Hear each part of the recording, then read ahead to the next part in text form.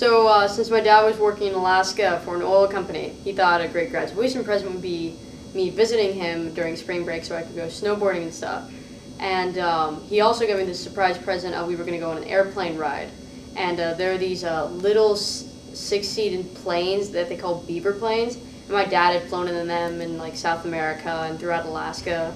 And so we were there with another little family. And I thought it was pretty cool. Waking up at 5 o'clock wasn't, but you know, going on this flight was. It gets a little bit more turbulent, sort of like a semi-roller coaster. So on the first way up, the little girl behind us threw up. And I was, you know, pretty bummed out about that whole thing, because the whole way back I was going to have to smell that. But when we landed to refuel, I overheard the pilot talking with the guy, and apparently we were the only plane within about 50 miles up in the air.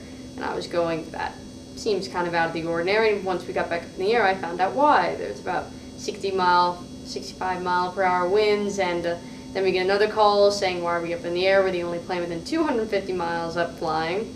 And, you know, I would have been okay with it. My pilot looked experienced. He looked like he'd been doing this for thousands of years, because he looked like Santa, you know. He was Santa. Santa smoked 20 packs a day and drank whiskey.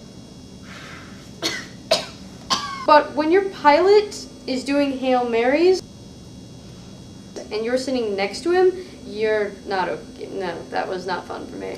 And it got worse. We missed the airport, flew over the airport, and right now we're exactly horizontal, and we flew over the freeway about 20 feet above the cars, enough that I could look through the windows and see what the person was wearing, and we had to turn around sideways, and we landed on one wheel that finally made us crash onto the other two, and we slid across the icy road. And so when I got out, I was kissing the ground, not caring whether my lips got stuck to it, because I'd rather be stuck in the ground than stuck in that airplane.